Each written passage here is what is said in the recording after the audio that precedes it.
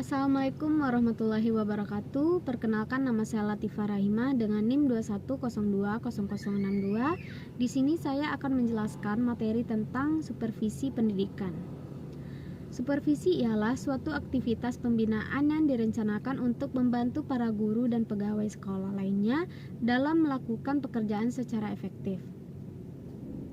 Supervisi merupakan proses untuk menerapkan pekerjaan apa yang sudah dilaksanakan, menilainya dan bila perlu mengoreksi dengan maksud supaya pelaksanaan pekerjaan sesuai dengan rencana semula.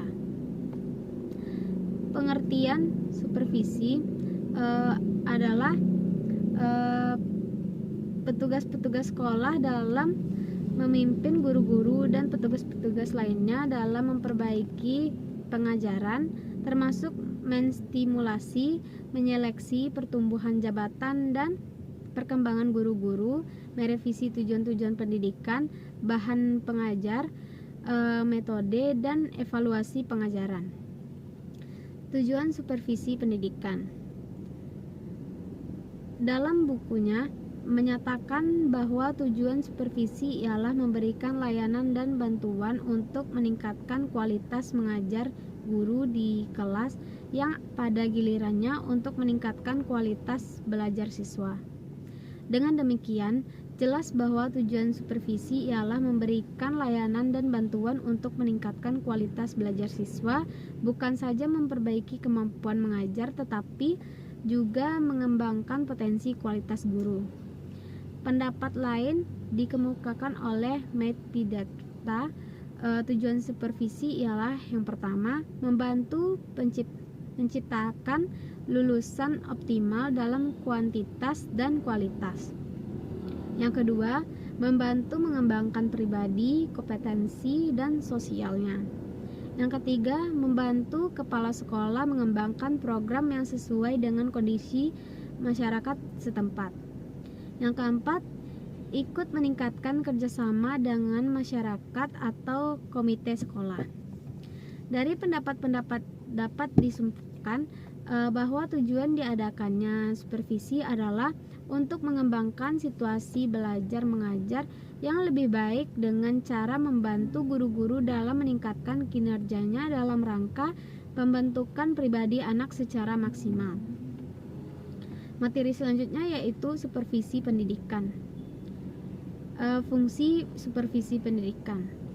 Fungsi utama supervisi pendidikan ditujukan pada perbaikan dengan meningkatkan situasi belajar mengajar.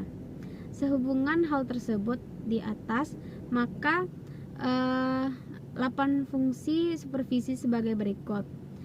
A. Mengkoordinir semua usaha sekolah. B. Memperlengkap kepemimpinan sekolah.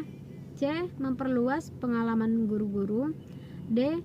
Menstimulasi usaha-usaha kreatif.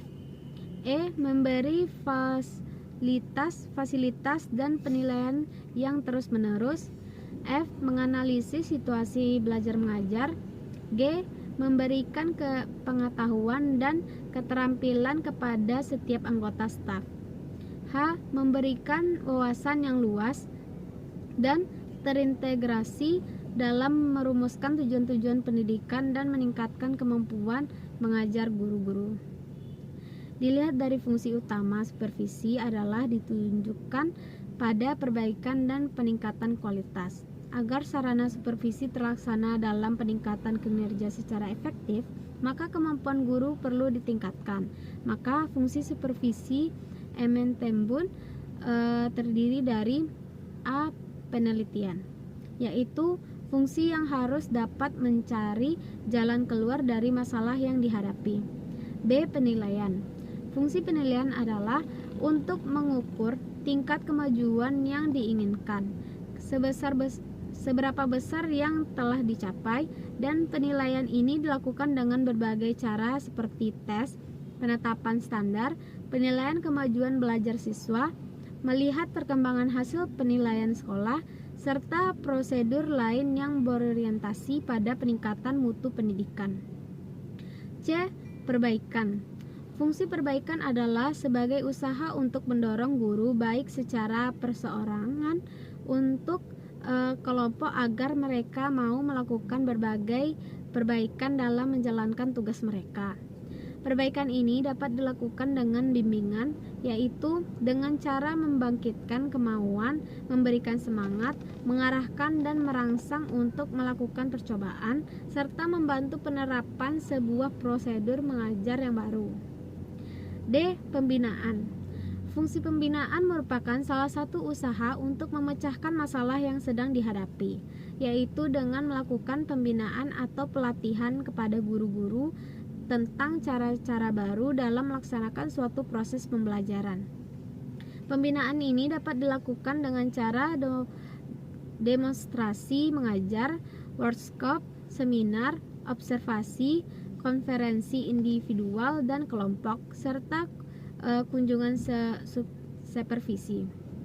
Prinsip-prinsip supervisi pendidikan kepala sekolah sebagai supervisor dalam melaksanakan tugasnya harus memperhatikan prinsip-prinsip supervisi agar dalam pelaksanaan supervisi dapat berjalan dengan baik dan lancar. Yang A yaitu prinsip ilmiah. Prinsip ilmiah mengandung ciri sebagai berikut. Yang pertama, kegiatan supervisi dilaksanakan berdasarkan data objektif yang diperoleh dalam kenyataan pelaksanaan proses belajar mengajar. Yang kedua, untuk memperoleh data perlu diterapkan alat perekam data seperti angket, observasi, percakapan pribadi, dan seterusnya. Yang ketiga, setiap kegiatan supervisi dilaksanakan secara sistematis terencana. Yang B yaitu prinsip demokrasi. Servis dan bantuan yang diberikan kepada guru berdasarkan hubungan kemanusiaan yang akrab dan kehangatan sehingga guru-guru merasa aman untuk mengembangkan tugasnya. Demokratis mengandung makna menjunjung tinggi harga diri dan martabat guru, bukan berdasarkan atasan dan bawahan. C. Prinsip kerjasama. Prinsip ini mengembangkan usaha bersama atau menurut istilah supervisi yaitu memberikan support, mendorong menstimulasi guru sehingga memberi mereka merasa tumbuh bersama. D. Prinsip konstruktif dan kreatif. Setiap guru akan merasa termotivasi dalam pengembangan potensi kreativitas kalau supervisi mampu menciptakan suasana kerja yang menyenangkan, bukan melainkan cara-cara menakutkan. Materi selanjutnya yaitu peran supervisi pendidikan. Supervisi berfungsi membantu, memberi, mengajak. Dilihat dari fungsinya, tampak dengan jelas peranan supervisi itu, sehingga seseorang superviator dapat berperan sebagai A. Koordinator. Sebagai koordinator ialah dapat mengkoordinasi program belajar mengajar, tugas-tugas anggota staf, berbagai kegiatan berbeda-beda di antara guru-guru. B. Konsultan. Sebagai konsultan, ia dapat memberi bantuan yaitu bersama mengkonsultasi masalah yang dialami guru baik secara individual maupun kelompok. C. Pemimpin kelompok. Sebagai pemimpin kelompok, ia dapat memimpin sejumlah staf guru dalam mengembangkan potensi kelompok pada saat mengembangkan kurikulum, materi pembelajaran dan kebutuhan profesional guru-guru secara bersama. Dan yang terakhir, evaluator. Sebagai evaluator, ia dapat membantu guru-guru dalam menilai hasil dan proses belajar mengajar. Sekian materi supervisi pendidikan dari saya akhiri. Assalamualaikum warahmatullahi wabarakatuh.